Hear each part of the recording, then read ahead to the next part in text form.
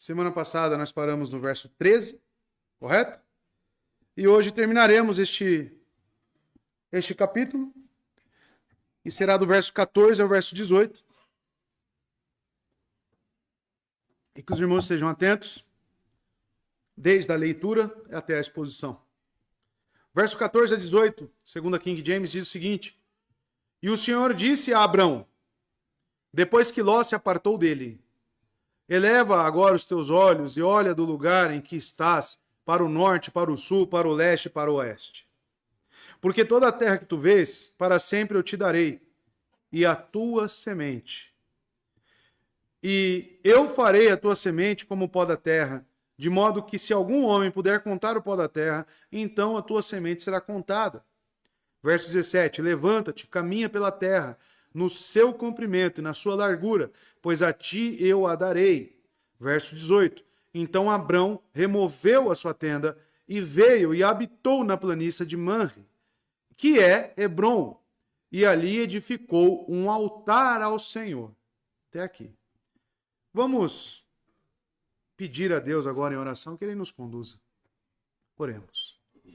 Senhor Deus, aqui está o seu texto, a sua sagrada palavra, que Deus que é suficientemente inspirada, eficaz para as nossas vidas, totalmente autoritativa sobre nós, aonde o Senhor fala, nós nos calamos e ouvimos e obedecemos, porque os seus mandamentos não são pesados, são mandamentos de paz, de deleite, de alegria.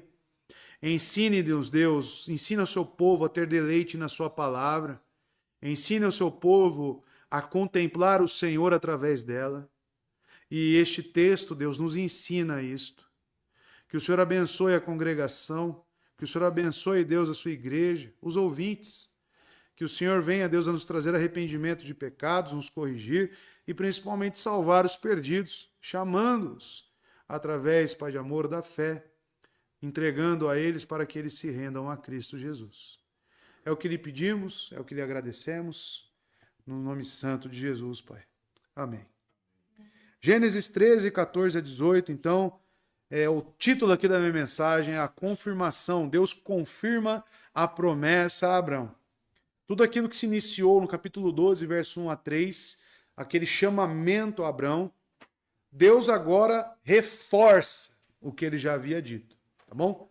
Mas, apenas para que os irmãos lembrem, nós estamos num capítulo onde se inicia Abraão retornando da terra do Egito, quando ele tem ali um desvaneio de incredulidade, onde ele não consulta Deus. Ele oferece a sua própria esposa, a Faraó, como um meio de preservação, com medo do que aconteceria. Ele mente juntamente com a sua esposa e ele sofre ali duras penas. Deus envia pragas ao Egito justamente para que ele retorne. E ele retorna ainda abençoado. Ele retorna com posses, bênçãos de Faraó, através daquele tratado que ele teve no cortejo ali com Sarai. Então, ele retornar com essas posses trouxe também alguns problemas futuramente com o seu sobrinho Ló, que o nosso irmão Felipe introduziu aqui, que as posses deles, como aumentaram, somadas com o que ele trouxe do Egito, culminou no rompimento com o seu próprio sobrinho, a qual ele amava. Ele cuidava como um filho. Então, amados, nós vimos essa separação. Nós vimos que Abrão continuou em Canaã e Ló, na separação, quando foi oferecido a ele a escolha, estão lembrados? Ele escolheu a planície que era regada, a planície perto do Jordão, a planície do Jordão que habitou lá perto de Sodoma, e é um lugar famoso, como está lá no 13:10, pela sua maldade. A maldade era grande, a perversidade era grande naquele local. É justamente para lá que Ló vai habitando, vai conduzindo a sua tenda e se aproximando. E após que o Senhor renovou a Abraão a concessão da terra de Canaã, que veremos hoje, tá bom? E termina com um ato de adoração de Abrão no verso 18. Mas antes de entrarmos no texto, eu gostaria que o irmão se preparasse para as nuances do texto, os detalhes encontrados. Porque Moisés, quando escreve este parágrafo a qual estamos aqui, do 14 ao 18, ele tem alguns propósitos aqui e intenções. Ele quer estabelecer um contraste, tá bom? Porque as respostas que Ló deu e do Senhor agora dada, a oferta a Abraão, elas são contrastadas neste parágrafo. Se vocês perceberem, né, Ló se separou de suas posses, né? Ele se separou de Abraão. E nós podemos olhar o verso 14 em comparação com o verso 9. Vamos lembrar o 9? Onde justamente Abraão apresenta a proposta: não está a terra toda diante de ti? Suplico-te que te apartes de mim. Se tomares a esquerda, então irei para a direita. Se apartares para a direita, então irei para a esquerda. Né? Mas é apresentado a Ló toda a terra. E agora Deus faz exatamente a mesma coisa com Abrão. Ele apresenta toda a terra para Abrão. E você vai perceber, né, que Ló, ele levanta os olhos no verso 10. Ele contempla, ele cobiça. Mas o Senhor instrui o patriarca agora a levantar os olhos. E tem uma diferença nesse levantar os olhos de Ló para o levantar os olhos de Abrão, que está no verso 14. E para ver a vista de toda a terra que um dia pertencerá a seus descendentes. A magnificência da concessão de Deus envolve toda a terra que o patriarca pode ter. Verso 15 nos embasa isso. E tudo que ele pode caminhar, constatar no verso 17, e toda a sua descendência que ele pode contar no verso 16. Então nós veremos aqui, amados, esse contraste nas escolhas egoístas de Ló, as escolhas individuais de Ló, para uma concessão de Deus, através de uma promessa que ele faz. E nós estabeleceremos as diferenças entre essas duas condições. E vamos entrar no verso 14, para assim melhor entender o texto, tá bom? Utilizarei agora João Ferreira de Almeida. Verso 14 diz: E disse o Senhor a Abrão, depois que Ló se apartou dele, levanta agora os olhos. Olha aí, ó, levanta os olhos. Contemple, diz Deus. E olha, desde o lugar onde estás, para o norte, para o sul, para o oriente, para o ocidente, né? O leste ou oeste. O Senhor apareceu a ele como antes, em uma voz, né? E falou com ele. Para agora vermos, irmãos, que Deus se apresenta a Abrão com a intenção de confortá-lo. Por quê? Porque esta separação não é algo assim que vai para o seu lado, o meu está tudo certo e acabou. Não. Tudo indica que Abrão, ele ficou muito triste com essa separação. Ele amava o seu sobrinho. Ele tinha tenros sentimentos por ele. E agora Deus vai até Abrão, né? Porque o texto é claro, e disse o Senhor a Abrão. E se você estiver lembrado, faz um pouco, né? Não tem-se a ideia de tempo, mas desde a ida do Egito, né? Deus não se pronunciou a Abrão. Não teve um diálogo, né? No texto. Agora ele apresenta. Ele se apresenta a Abrão. E ele faz isso para renovar a promessa que já havia sido feita. Para renovar a concessão da terra de Canaã, para ele e sua semente. E assegurar-lhe que, embora Ló tivesse escolhido a parte mais agradável e frutífera do país, ainda assim deveria não ser uma herança para ele e sua posteridade, mas toda a terra deve ser de Abrão e de sua semente. Então, amados, veja que interessante. Apesar de Ló ter escolhido a melhor parte, mesmo a parte de Ló, que compreende o quê? a dimensão da terra de Canaã, até a parte que ele escolheu, Deus fala, tudo é seu e da sua semente. E perceba que tem alguns detalhes no texto. Moisés não coloca isso aqui de forma despretensiosa. E disse o Senhor a Abrão, vírgula, escreve Moisés, inspirado, depois que Ló apartou dele. Tudo indica, aqui no texto, que a separação de Abrão e Ló, primeiro, foi totalmente providencial e da vontade de Deus. Ele desejou essa separação. E segundo, a concessão dessas promessas estava também em detrimento desta separação. Ou seja, era necessário que ela acontecesse.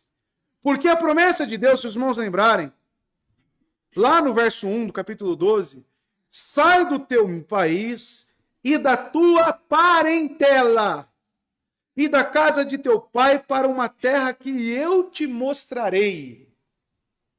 A promessa, a bênção era para Abraão. Apenas. Era algo, uma tratativa que Deus tinha com Abraão e posteriormente a sua descendência. Ló fazia parte da sua parentela. Ló não está sendo alvo desta promessa de Deus. A tratativa de Deus é para com Abrão. Então perceba, depois que Ló se apartou, visto que o Senhor promete a terra, a semente de Abrão. Percebemos o admirável desígnio de Deus na partida de Ló. Ele havia designado a terra somente a Abrão. E Ló permanecera com ele, os filhos de ambos já tinham se misturado. Então, de certa forma, já não poderia se distinguir se era Ló que estava sendo abençoado ou se era Abrão. E nós vemos que nosso Deus é um Deus de detalhes. Irmão. Nosso Deus é um Deus que o que ele designa para um, ele não divide.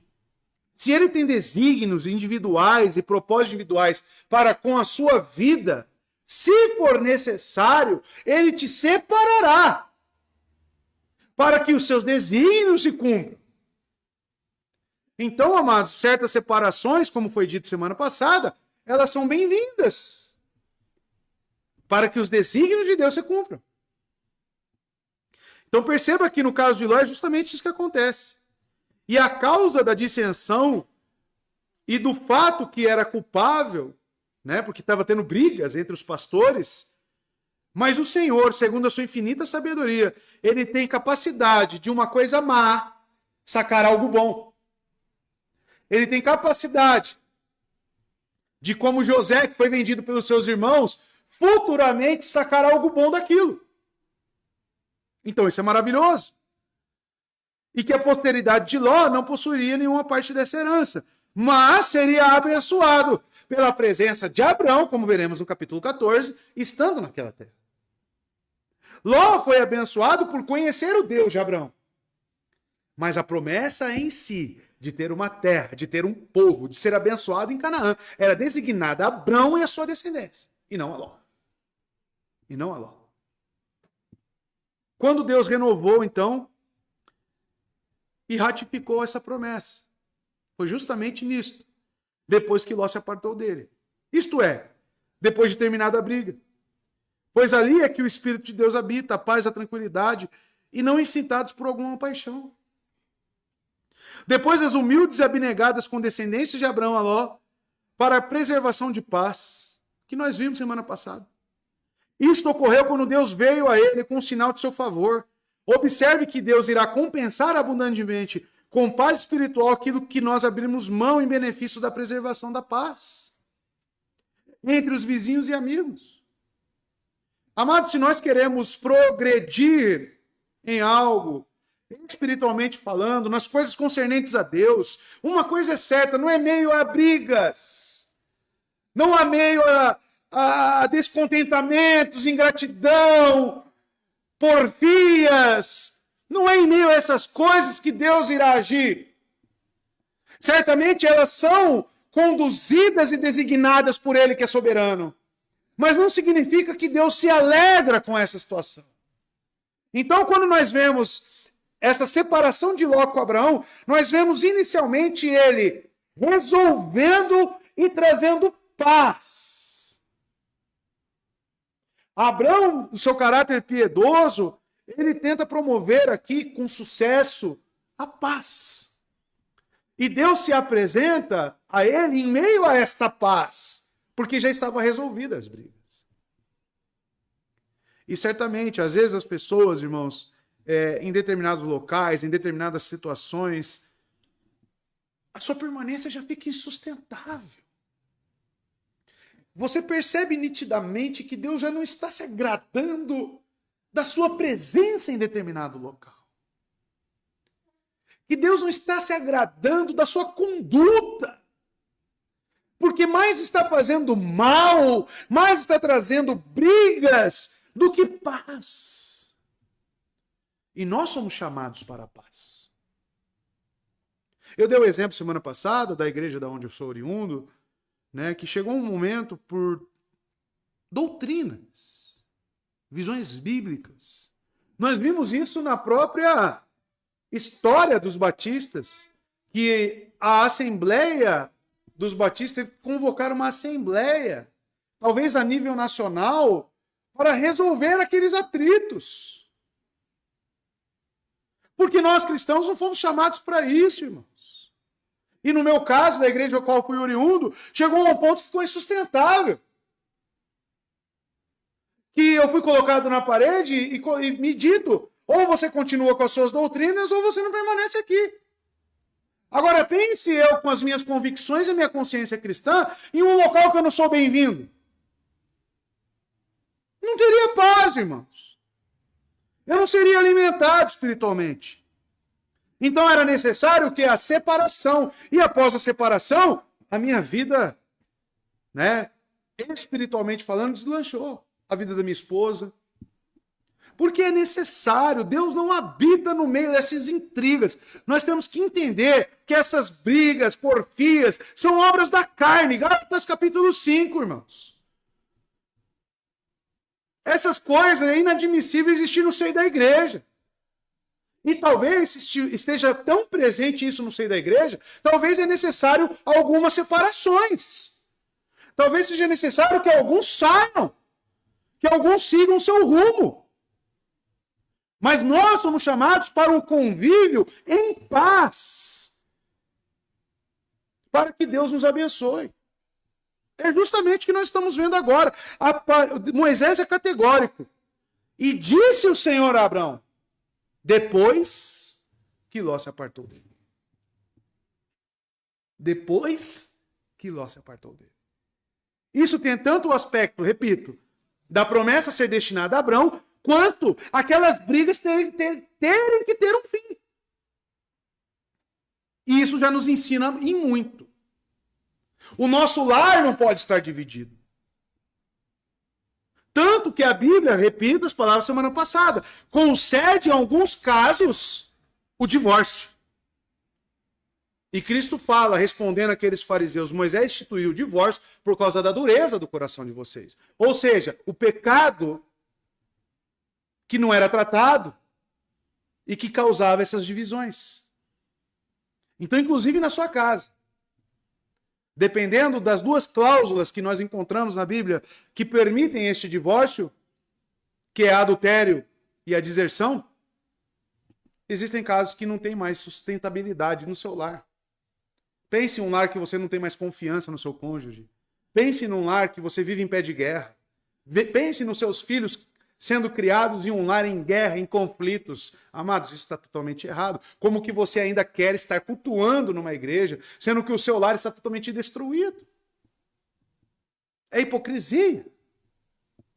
O nosso lar é uma extensão da igreja de Cristo, irmãos. Tanto que, nas qualificações para cuidar da igreja de Cristo, o pastor, o sacerdote, ele tem que cuidar bem do seu lar, governar bem o seu lar. Ou seja, tem que ter paz lá, para que tenha paz na igreja. Então que isso fale ao seu coração. Que isso você enxergue no texto. Por que Deus parte somente agora para falar com Abraão? Está respondido no texto. E ele, como dito, agora ele vem confortar Abraão. Depois de Abraão ter oferecido voluntariamente a Ló a metade do seu direito, Deus veio e lhe confirmou todo o seu direito. Depois que ele tinha perdido a confortável companhia de seu parente, por cuja partida suas mãos se enfraqueceram e seu coração se entristeceu, porque todo rompimento traz tristeza. No meu caso, como eu citei da minha igreja oriunda, a família da minha esposa, tias de sangue próxima. Chegou um momento que ficou insustentável que esses laços de sangue não eram mais suficientes para que a nossa comunhão fosse estabelecida. Porque eram cosmovisões bíblicas diferentes de mundo, irmãos. De tudo. Mas significa que não trouxe grandes apertos no coração? Certamente Abraão também ficou triste. Passou grandes dias ali, talvez chorando, por causa desse rompimento. Ele se sentiu enfraquecido. Pense, um pedaço dele foi embora. Ló era como um filho. Um pedaço dele seguiu o rumo. Ainda mais da forma como foi. Motivado por um desejo egoísta. Ele nem devolveu a pergunta para Abraão, né? Não, escolhe o Senhor, né? Ele já logo sai escolhendo e parte. Então Abraão ficou ali lamentando, ficou, né, pesaroso, por cuja partida de suas mãos se enfraqueceram, como eu disse. Mas Deus aparece a ele.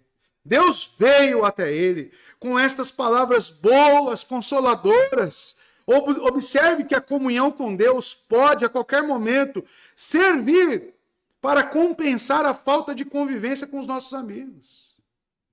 Mesmo que os nossos parentes estejam separados de nós, Deus não está. Porque um grande paradoxo, um grande conflito que muitos têm quando iniciam na caminhada cristã é: mas e os meus amigos que não compartilham dos mesmos valores agora que eu? Vai existir um rompimento.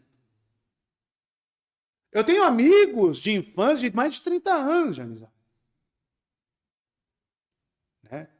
Mas significa que eu estou com eles todos os momentos? Não, teve um rompimento. Eu não estou mais nos lugares que eles vão. Eu não frequento os mesmos lugares que eles. Mas não deixaram de ser queridos por mim. Mas os meus valores e princípios são diferentes dos deles. Aí hoje, né, nessa sociedade carente de afeto, de querer ser aceito, né, cada vez mais pelos outros, né? Não pode isso, pode aquilo, porque você tem que aceitar o outro, né? Não. Os meus valores, os meus princípios, eles devem ser superiores a essa aceitação. Eu não posso abrir mão dos meus valores em benefício do pecado do outro. De jeito maneira. E isso vai causar uma separação. Só como que fica, então, esta falta, esses afetos, esses sentimentos que nós temos por essas pessoas que eram tão próximas de nós? Quem irá suprir isso? O próprio Deus. Amados, nós temos que entender que esses rompimentos, essas lacunas que se abrem de parte sentimental nos seres humanos, porque nós somos seres que têm sentimentos também. Eu queria dizer aos irmãos, à luz do texto, pelo que Deus vem aqui fazer com Abraão, é que ele é quem supre essas necessidades. É ele quem supre a perda de um cônjuge muito querido, quando parte. Né? Muitos falam, né? Quando um casal está muitos anos juntos, quando morre um, logo vai morrer o outro. Não necessariamente. Porque Deus pode suprir toda essa carência. Quando os meus amigos se apartaram, quem que me trouxe alegria? O próprio Cristo, o próprio Deus. É Ele quem deve suprir. Mas o problema é que muitos querem se ver satisfeitos em companhias. Muitos querem estar na igreja por causa de companhias. Mas a nossa primeira companhia é Deus. É Ele quem supre os nossos sentimentos, as nossas falhas. as nossas debilidades sentimentais. Abraão aqui, ele é confortado por Deus. Deus aparece a ele. Deus atende ao aflito. Deus responde à oração de um justo. Deus está ouvindo as suas orações de 2 minutos. Deus está ouvindo e atento ao seu choro de madrugada. Deus está sempre atento. Ele não está alheio. Deus é o nosso maior companheiro. Cristo é o nosso maior companheiro. Ele está conosco. É Ele que nos conduz. Ele é o bom pastor que diz que nunca, nunca se separará de nós. Ele. Agora a questão é saber disso. A outra questão é você desfrutar disso, porque é necessário confiança. É necessário um relacionamento íntimo. É necessário você realmente desfrutar disso. Porque ele nos concede. Pense em João na ilha de Patmos, isolado, numa ilha. Não se sabe ao certo, né? Alguns têm algumas datas, mas não se sabe ao certo quanto tempo ele ficou naquela ilha. Mas ele morreu lá, na ilha de Patmos. Aí pense, que João provavelmente tinha família. Quem supriu as necessidades dele? De sociedade, de sentimentos. Quem supriu? O próprio Cristo, meus irmãos. E ele é o apóstolo que mais fala de amor. Ele é o apóstolo que fala de mais sentimentos do que qualquer outro na Bíblia. E é o que mais ficou sozinho. Pense, Paulo na prisão, quem que supriu? E ele escreve, eu tenho tudo, cheio estou dentro de uma cadeia. E eu já disse aos irmãos como que eram as prisões naquela época. Eram subterrâneas, eram extremamente úmidas. Provavelmente você entrava lá, ficava meses lá, você adquiria uma pneumonia. Outras doenças, poucas roupas. Quem supria as necessidades de Paulo? É Deus, irmãos. É Ele que vem ao nosso encontro, a condescendência de Deus para nos abençoar. Esse é o nosso Deus, rico em misericórdia. E ele diz a Abraão, levanta agora os olhos e olha desde o lugar onde estás. Levanta agora os teus olhos, estando entre Betel e Ai, como podemos ver lá, justamente no início do capítulo 13, né, no verso 3, onde diz, ele foi em suas viagens, perdão, do sul até Betel, até o lugar em sua tenda, onde só havia estado sua tenda, no início, entre Betel e Ai. É ali que ele está. Os teólogos irão dizer que este local provavelmente é um local que você consegue ver amplamente, né? É alto. Você consegue olhar para o horizonte, ver essa planície, né, ou essa região de Canaã. Então ele tinha a visão da terra, que era estendida para muito longe. E depois que Ló tinha escolhido aquela campina agradável e frutífera, e tinha ido tomar posse dela, para que Abraão não se sentisse tentado a invejá-lo, e se arrepender de ter lhe dado a escolha. Porque certamente Satanás está atento a todas essas coisas. Nós lemos na data de ontem, Mateus capítulo 4, o próprio Satanás tentando Jesus. E vocês lembram o que ele faz na última das suas tentações? Leva ele num alto monte, né, no cume, e mostra todos os reinos da terra. E Cristo olha, e ele fala, eu te darei tudo isto, se prostrado me adorares. E como que Cristo rebate? Com o primeiro mandamento. Né? Só adorarás o teu Deus, o único Deus.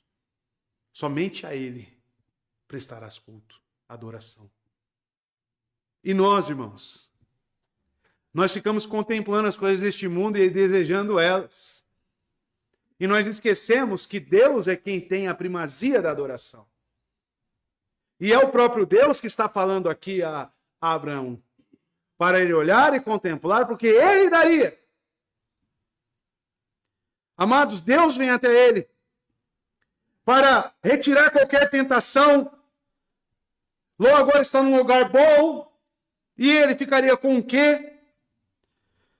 Então, amados, de modo que, embora Ló talvez tivesse a melhor terra, Abraão agora tem um melhor título. Ló tinha o paraíso, de certa maneira, mas Abraão tinha a promessa.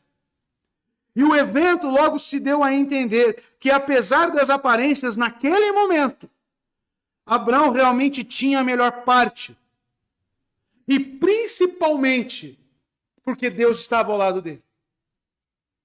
Deus se apresenta a Abraão, reforçando tudo aquilo que ele já havia dito. É como se Deus tivesse: Abraão, estou contigo. Abraão, fique tranquilo que se cumprirá as minhas promessas. Olhe para tudo isso. Olhe, Abraão. Olhe. Eu darei a ti a tua semente. Certamente Abraão poderia orar, inclusive, para a parte de Ló.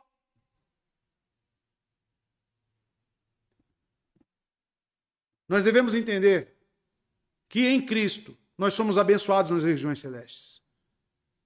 Que as promessas nas Escrituras, no Novo Testamento, é que nós somos co-herdeiros com Cristo. E Cristo é herdeiro de quê nas regiões celestes? De tudo, irmãos. O Pai lhe conferiu autoridade sobre todos os seres invisíveis, visíveis, sobre a criação, sobre a redenção. Cristo é herdeiro de tudo. E as Escrituras nos dizem que nós somos co-herdeiros juntamente com Ele. Agora, será que essas promessas têm mais peso do que o seu chefe te prometendo o aumento? Será que essas promessas têm mais peso do que o salário que cai na sua conta? Da sua preguiça? Do seu senso de autopreservação?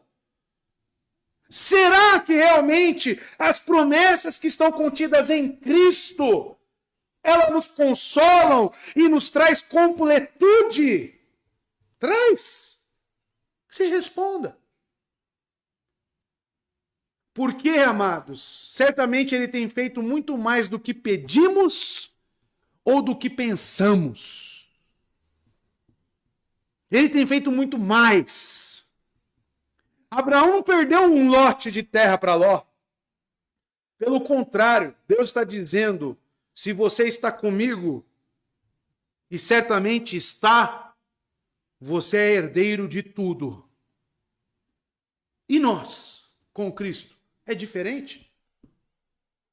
Nós reinaremos com Cristo. Nós sentaremos no seu trono juntamente com Ele. Você tem ideia do que é isso? E você vislumbrando aí contratos, vislumbrando trabalhos, vislumbrando a sua necessidade. Talvez se assemelhe mais com Ló do que Abraão. A sua necessidade fale mais alto do que as promessas de Cristo nas Escrituras.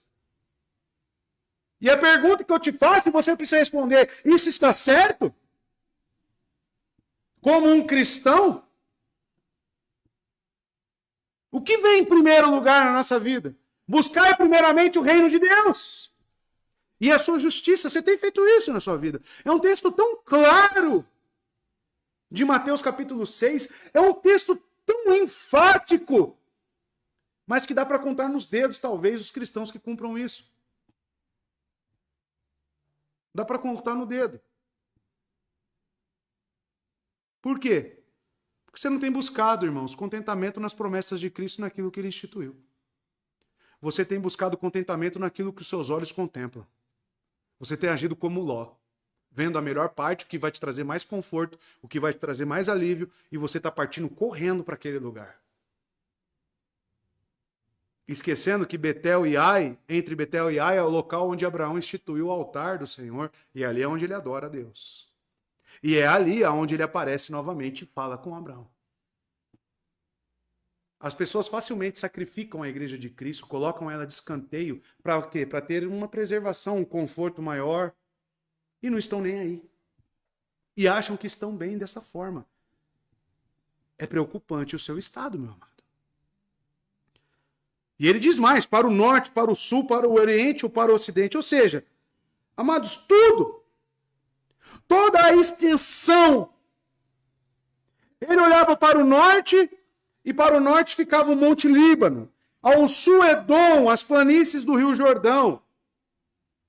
E ao oeste ficava o mar Mediterrâneo. E para o oeste ficava mais ao norte a Babilônia, né? E ao sul o Egito. Enfim, ele poderia ver a extensão da terra prometida e ter a ciência de que Deus está falando, isso será seu. E ele diz no verso 15, porque toda esta terra que vês, te hei de dar a ti e a tua descendência, para sempre.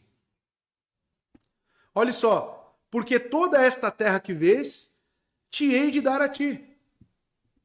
Não apenas o tanto que os olhos poderiam alcançar, mas tudo isso até onde ia, para onde quer que ele olhasse, e isso ele lhe deu para peregrinar, como veremos no texto, mas vai conferir. Ele fala, Abraão, vai conferir essa terra, vai andar, desmonta a sua tenda, vai andar na terra prometida, é essa terra que eu te darei. Daria a ele a sua posteridade no futuro, deu a ele o título agora, e a eles a posse em tempos futuros, a mesma promessa com as quais Deus agora consolava e enriquecia Abraão, lançava fora a tristeza, completava Abraão. Duas coisas lhe asseguram, uma boa terra, uma numerosa prole, para desfrutar. E detalhe, compare as promessas de Deus com a realidade de Abraão. Ele é um peregrino na terra. Ele mora em tendas, ele não tem ainda um local para se situar. Por quê? Porque a terra já está habitada pelos cananeus, pelos fariseus. Ele andará mais, ele encontrará outros habitantes ali em toda a terra. E ainda mais, ele olhava para o lado, porque o que é prometido aqui? Agora uma prole, uma semente, correto? Descendência. Aí ele olhava para sua esposa estéril. Tudo que Deus está falando para Abraão, ele só pode ter contentamento e contemplar essas coisas pelos olhos da fé. Não pode ser igual lá, olhar, ver e desejar. Abraão agora ele tem que agir pelas coisas que ele não pode ver. As coisas que não são tangíveis. Porque parece aqui uma pegadinha de Deus. Olhe para toda a terra, eu te darei. Mas a realidade literal da situação ali é que as terras já estavam sendo habitadas. Como que seria dele? É pegadinha, então? Não, é um teste de fé. Te darei a tua descendência. Como, minha esposa Esther? Nós só podemos nos relacionar com Deus e ter essa alegria se for pela fé. Se for pelos olhos daquilo que não enxergamos. Como Hebreus capítulo 11, verso 1 diz. Somente assim Abraão poderia desfrutar desta promessa. Aqui está a concessão de uma boa terra, a terra mais famosa, irmãos. Pois deveria ser a terra santa, a terra do Emanuel, a terra da onde viria o Messias, como estamos vendo em Mateus. Oh, amados, aqui está a terra mencionada. É desta terra aqui que surge todo o nosso cristianismo. É desta terra santa e abençoada por Deus que vem a semente propriamente dita que pisaria na cabeça da serpente. É desta terra abençoada, é dessa descendência que Deus diz que viria o Emanuel, o Cristo, o ungido de Deus, o nosso Salvador e o nosso Redentor. Só que Abraão tinha que olhar pelos olhos da fé. Então Deus mostra a terra a Abraão como tinha prometido. E posteriormente mostrou a Moisés no cume do Pisga. Ló tinha levantado seus olhos, contemplado a campina do Jordão. E tinha ido usufruir do que tinha visto. Vamos, diz Deus a Abraão, levanta agora os teus olhos e vê o que eu te darei. Isso é um modo de Deus encorajar Abraão. Observamos que Deus nos encoraja com o quê? Tem grandes ensinamentos aqui. Deus não consola Abraão agora tirando a esterilidade de Sara. Sarai, né? Sara posteriormente. Ele não concede a Abraão algo material, digamos. Porque até mesmo agora, A promessa de dar a terra está no futuro. Te hei de dar a ti. Hei de dar. Darei a ti. E a tua descendência. Ou seja, Abraão, com essas promessas, materialmente, ele não poderia sentir ou tocar nada, propriamente dito. Mas como que sucede o encorajamento de Deus aqui? Através da sua palavra. Amados, Deus apenas repete o que ele já havia prometido. Muitas vezes queremos ouvir aquilo que nos é favorável ou apetecível. Quando nós estamos tristes, desanimados com Deus, né? Quando nós estamos ali, ai, a minha vida, ó azar, ó vida, ó chuva, ó frio, ó calor. Quando nós estamos desse jeito, como que nós desejamos sair dessa situação? Com uma coisa que desejamos, né? Ganhando um grande presente, que eu possa abraçar, né? Que eu possa beijar, que eu possa andar junto com ele. Mas o que Deus nos mostra na sua palavra, que o seu consolo, encorajamento, vem através das Escrituras. Vem através da palavra revelada. Vem através daquilo que ele já havia dito. Deus não dá uma nova promessa. Deus repete o que ele disse no capítulo 12, verso 1 a 3. Você tem buscado consolo, alegria em quê?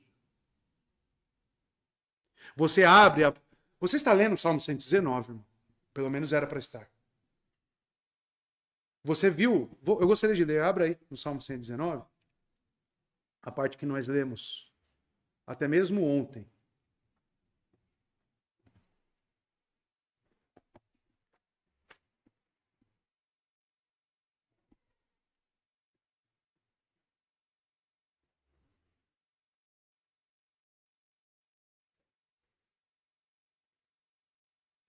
Lá no verso 49, irmãos, em diante. Lembra-te da palavra ao teu servo. Lembre-te da palavra ao teu servo, na qual me fizestes ter esperança. Este é o meu consolo. Da onde veio o consolo do salmista? Da sua palavra. Ele pede para que Deus faça ele lembrar da palavra para que ele tenha consolo. Na minha aflição, pois a tua palavra me vivificou. Você tem buscado consolo, alegria em quê? Responda a si mesmo. Deus volta a Abraão, repete aquilo que ele já havia dito. O salmista diz no Salmo 119, que acabamos de ler, para ele lembrar ele do quê? Do quê? Da palavra. E você, Deus, me dá um emprego novo, senão eu vou morrer. Deus me dá uma mulher, senão eu vou morrer. Deus me dá filho, senão eu vou morrer. Deus! Você não encontra alegria sem essas coisas. Você encontra satisfação sem essas coisas. Você se contenta unicamente e exclusivamente com a palavra de Deus, porque é ela que nos alimenta. Voltando à tentação de Mateus 4, faça pães dessas pedras. Se tu és o Filho de Deus, nem só de pão viverá o homem, mas de toda a palavra que procede da boca de Deus. Você busca esse alimento? Você deseja esse alimento? Ou você só quer pão e peixe? Será que você não está enquadrado naquela multidão de João 6 que só busca pão e peixe em Jesus Cristo? Será que você não é esses milagreiros? E eu falo isso com preocupação com a sua alma, meu irmão. Porque a correta disposição de um crente é beber desta fonte espiritual. É um desejo que não tem término. O que será na glória, na eternidade? Como que você pensa que será a eternidade? Vai estender a sua rede, vai te dar um coco ali, para você tomar uma aguinha de coco, e você vai ficar deitado descansando eternamente? É isso que você acha? Pois eu te digo que será a eternidade, será um deleite, um desfrute de conhecer de Deus, mas de uma maneira infinita, porque Deus é infindável. Será beber dele, do seu conhecimento, da sua santidade, da sua justiça, eternamente cultuando, adorando, assim como os anjos fazem. Só que isso já se inicia aqui. Claro, com todas as imperfeições, com todas as dificuldades que a corrupção do nosso pecado nos traz. Mas não significa que já não desfrutamos dessas coisas. Olha as palavras do salmista no Salmo 119. Olha as palavras de Cristo quando está sendo tentado no deserto. Aonde que está a satisfação? Ele próprio diz, o meu alimento é fazer a vontade do meu Pai. E o seu? É trabalhar? E o seu? É viajar? É olhar apenas para as coisas lindas e boas que existem nesta terra? Qual que é o seu deleite? Seja sincero. Seja sincero, irmão. Com você mesmo. Não se engane. Não se engane. A tua descendência, ele diz, darei para sempre. O significado é que ele deu a sua posteridade para ser desfrutado por eles até que o Messias viesse. Quando um novo mundo começaria, um reinado instituído, que Abrão em pessoa desfrutará. João capítulo 8, verso 56. E Abraão se alegrou no dia em que veio Cristo. Ele contemplou. Os olhos de Abraão conseguiram não só ver aqui a extensão de Canaã, mas a luz de João, põe ali pra gente, João 8, 56, ele viu o próprio Cristo quando ele viria. Essa era a alegria de Abraão. Amados, Abraão em pessoa desfrutará em Cristo com toda a sua semente espiritual. Após a ressurreição, quando aquela parte da terra será renovada, com o resto, onde particularmente Cristo fará sua aparição e a residência pessoal. A principal semente de Abraão é Cristo, amados. Essa descendência aqui, claro, tem um aspecto físico da nação de Israel, mas principalmente, amados, por causa da parte em que fala no verso 3 do capítulo 12, em ti todas as famílias da terra serão abençoadas. Ou seja, essa prole é uma prole espiritual. Precisava de uma descendência física e natural até que se viesse Cristo. Vindo Cristo em forma de homem, ele se entregou no madeiro e abriu uma nova era e um novo reinado, aonde estão inseridos todas as famílias da fé. O que Paulo diz em Gálatas? Quem são os verdadeiros filhos de Abraão? Aqueles que são da fé. Essa é a família. Esses são os descendentes que possuirão a terra para sempre. Então, amados, veja que Abraão tem que ter aqui, especificamente, um olhar de fé. Se ele agisse apenas como um velho homem, agarrado às coisas naturais, não faria nenhum sentido essas promessas de Deus. E talvez as promessas de Cristo não façam nenhum sentido para você, porque você ainda está agarrado neste mundo. Talvez você não consiga desfrutar de Cristo, porque você ainda está agarrado neste mundo. E você precisa olhar com os olhos da fé. E os justos, eles não vivem por vista. Eles vivem pela fé. O justo viverá pela fé. Está fazendo sentido para você, meu irmão? Hebreus 11, 9 e 10, veja como é certo isto. Pela fé peregrinou na terra prometida, diz Hebreus 11, 9 e 10. Pela fé, ele peregrinou, como veremos aqui, na terra prometida. Falando de Abraão. Como se estivesse em terra estranha, não era dele. Era estranha para Abraão.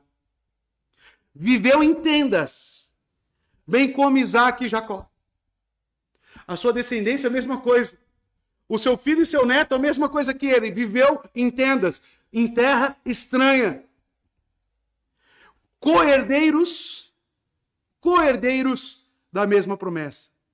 Pois ele, e tanto sua descendência, esperava a cidade que tem alicerces, cujo arquiteto edificador é Deus. Abrão, ele quando contempla Canaã, ele contempla a cidade celestial. Abrão, quando contempla Canaã, ele não olha só para o que é físico. Ele olha para o Deus que é o edificador da cidade santa. Talvez os seus olhos precisam dar um passo a mais. Talvez você não esteja vendo o que Cristo nos promete. E isso justifica a sua forma de viver e agir. Quando nós vemos em Colossenses, mortificai, despojai-vos do velho homem, está nos chamando a viver pela fé, a olhar as coisas celestes. Verso 16. E farei a tua descendência como o pó da terra, de maneira que se puder ser contado o pó da terra, então também poderá ser contada a tua descendência. Olha só. A expressão aqui que Deus utiliza com Abraão é uma expressão hiperbólica. O que é uma expressão hiperbólica? De exagero. Porque vai lá na praia e tenta contar os grãos de areia. Vai ficar lá pro resto da vida. Né? Então, uma expressão de exagero, que denota uma grande multidão que será a posteridade de Abrão. Como eles eram nos dias de Salomão. E Israel se tornou realmente uma numerosa e uma grande nação. Se tornou uma potência mundial. Uma numerosa nação. Mas, amados, isso não deve ser visto apenas fisicamente ou naturalmente. Especialmente porque isso pode dizer a respeito da semente espiritual de Abraão. E nós sabemos que hoje o reino de Deus não se faz apenas de judeus. E sim foi aberto na inauguração do reino de Cristo a porta para os gentios, para os bárbaros, citas, o que seja. Não existe mais diferença. Então pensa, se Israel foi grande numerosamente, imagine agora o reino de Cristo, que incluiu japonês, africano, brasileiro, incluiu todos aqueles que vivem pela fé. Imagine a grande reunião, a grande assembleia da Igreja Universal de Cristo naquele grande dia. Para aqueles que são pessimistas, que às vezes falam, eu acho que vai ter pouca gente no céu. Se a nação de Israel aponta para aquilo que Cristo inauguraria, esteja certo de que todos os tempos, todos os cristãos que viveram, será numerosa essa família. Será incontável. Será um mar de gente de vestes brancas, lavadas pelo sangue do Cordeiro. Lá nos encontraremos com Moisés, Davi, com todos estes que viveram pela fé. Será uma multidão incontável como a areia do mar. Os salvos em Cristo. E que eu gostaria, do fundo do meu coração, de encontrar você lá. Só que você precisa ter fé no Filho unigênito de Deus. Você tem que negar a si mesmo. Você tem que ser discípulo. Porque essa é a característica dos que têm fé. Essa linguagem, de maneira que se puder ser contado o pó da terra, né? Para que o homem, se puder contar desta areia ou deste pó, tua semente será contada. Mas como é impossível fazer então o outro também não é praticável. E se encararmos a Israel física como tipológica quanto à igreja de Cristo, seu número será absurdamente grande neste aspecto. E podemos sim ser otimistas quanto ao número de eleitos que estarão no céu. Otimistas, que serão muitos. Números 23:10, quem pode contar o pó de Jacó? Ou o número da quarta parte de Israel? Morra eu a morte dos justos e seja o meu fim como o deles. A posse e os herdeiros. Então poderá ser contada a sua descendência, irmãos. Então este é uma linguagem análoga de Deus, hiperbólica de Deus, para dizer que essa descendência de Abraão, com uma mulher estéril do lado, olha só, com uma mulher estéril do lado, ele falaria, essa multidão será tão numerosa que não poderá ser contada. Tanto o Israel físico, mas principalmente como tipológica, Israel que é a igreja de Cristo. Verso 17. Levanta-te. Olha Hebreus 11, 9 e 10 aí, se concluindo. Ó. Levanta-te, percorre, peregrina esta terra, no seu comprimento e na sua largura, porque darei a ti. E faça uma pesquisa. É como se Deus estivesse dizendo a Abraão, levante e percorre esta terra, faça uma pesquisa, constate, veja que a terra é boa, grande, tome posse dela para si e para os seus. Embora ele fosse apenas um peregrino nela, a ti para peregrinar nela como um estranho, como vimos em Hebreus 11, a tua semente para residir e governar nela, como peregrinos. Amados, entre, tome posse, inspecione os lotes, e ela parecerá melhor de uma perspectiva distante. Observe que Deus deseja mostrar mais abundantemente aos herdeiros da promessa a imutabilidade do seu conserto, o inestimável valor das bênçãos dele. Deus não somente promete, mas nos fornece pequenas amostras.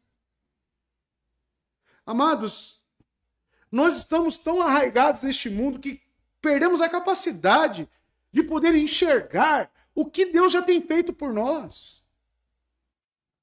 Ele fala para Abraão ir ver com os próprios olhos.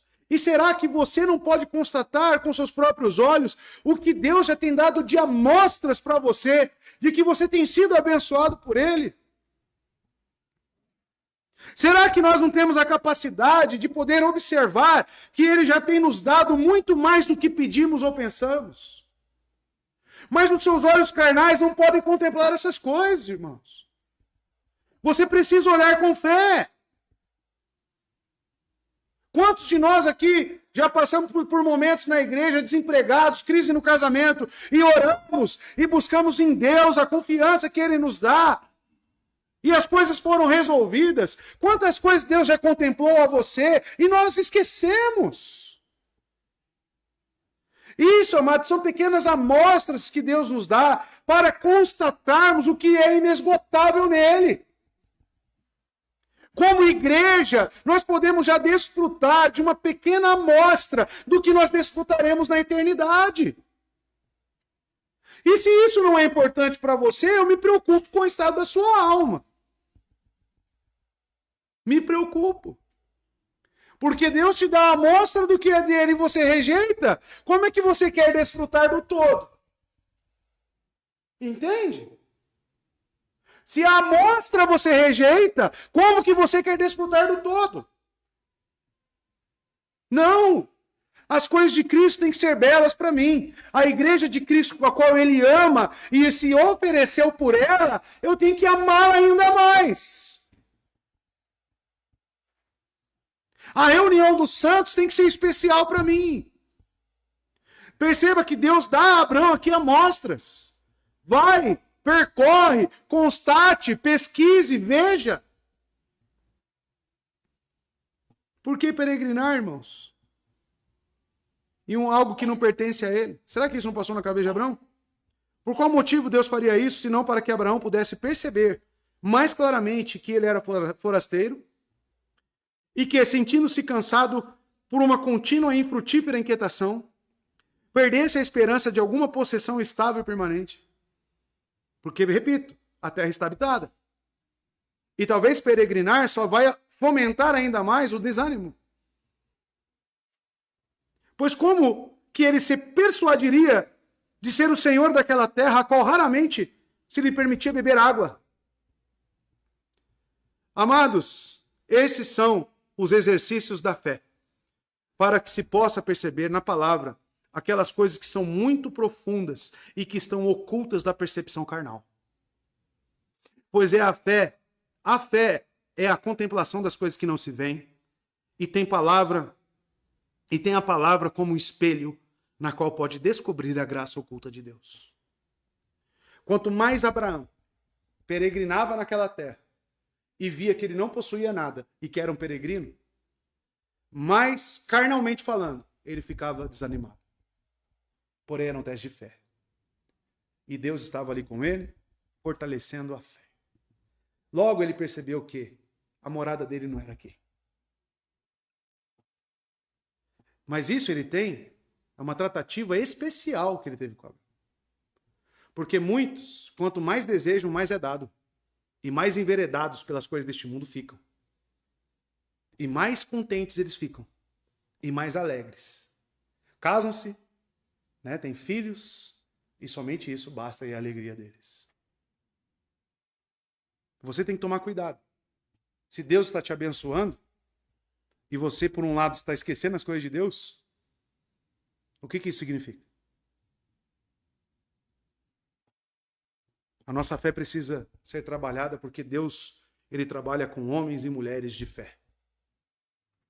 Em nossos dias, a condição dos piedosos não é diferente, porque visto que são odiados por todos, são expostos e menosprezados e viram opróbrio, perambulam sem um lugar, às vezes são levados de um lado para o outro, sofrem nudez, pobreza, contudo seu dever permanece firme na herança que lhes é prometida.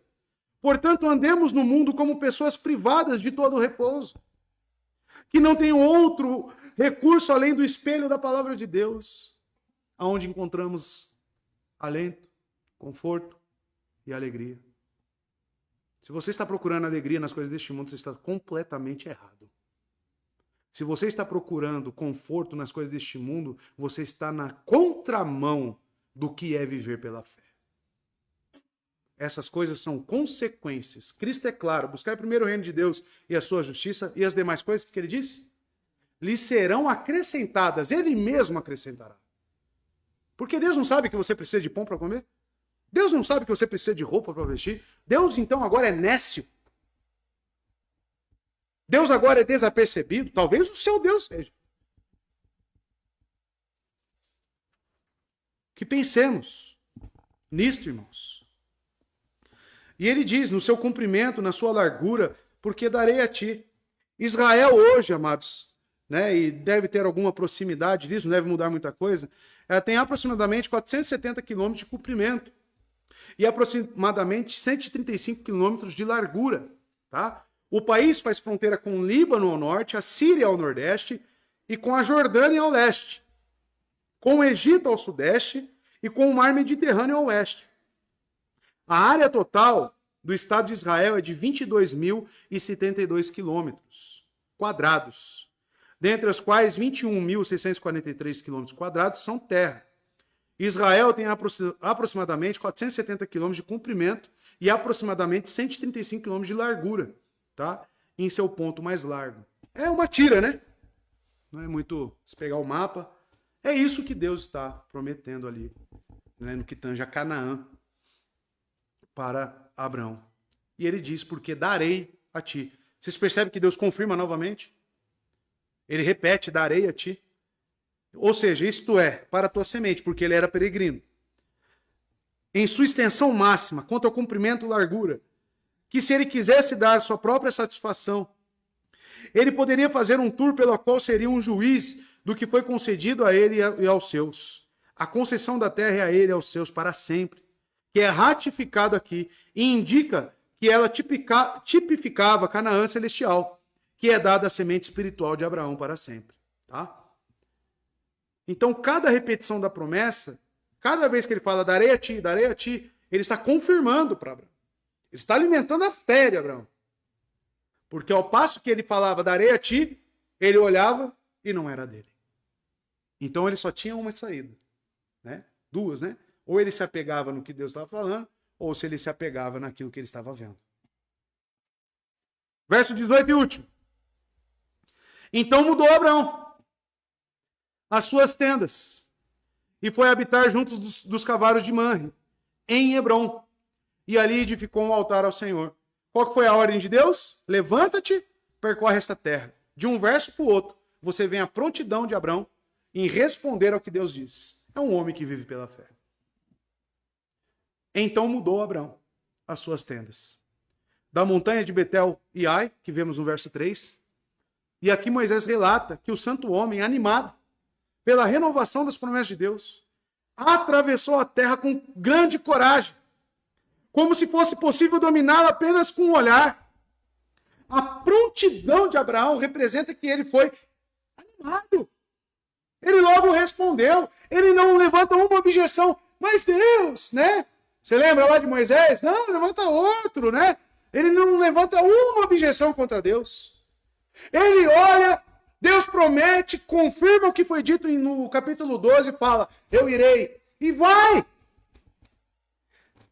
Nós percebemos que a obediência é um grande sinal de como que está o seu relacionamento com Deus.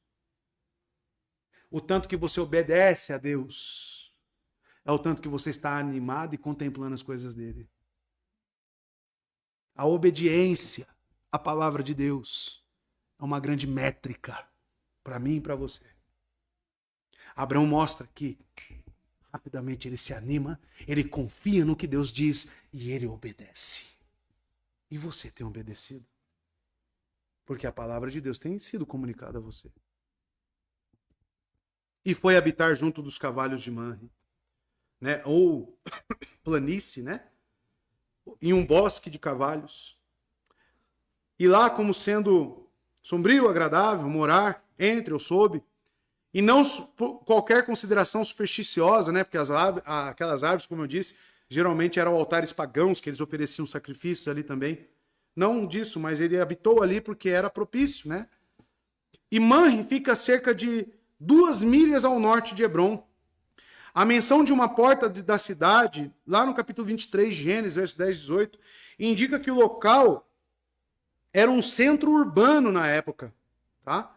Hebrom Manre foi o assentamento primário de Abraão e depois Isaac. Gênesis 18, 1, Gênesis 35, 27, Gênesis 37, 14. E ali foi especialmente o local de sepultamento da família patriarcal, numa gruta de Macpela, perto de Manre. Tá? Então esse local se transforma em um local significativo, inclusive a sepultura dessa família patriarcal. Hebrom, por outro lado, amados, leva o nome de alguém chamado Kiriat Arba, né? Que era atribuído ao antepassado dos anaquitas. Josué 14:15, põe ali para mim, só para explicar esse nome Hebrom, que era o nome de alguém. Hebrom era chamada Kiriat Arba, em homenagem a Arba, o maior dos Enaquins. Enaquins eram os gigantes, tá? Eram os homens de renome, conhecidos. E a terra teve descanso da guerra. É neste local que Abraão se desloca, constata tudo o que Deus disse, vivificado, alegre, renovado com as promessas de Deus, e o resultado de tudo isso é a adoração.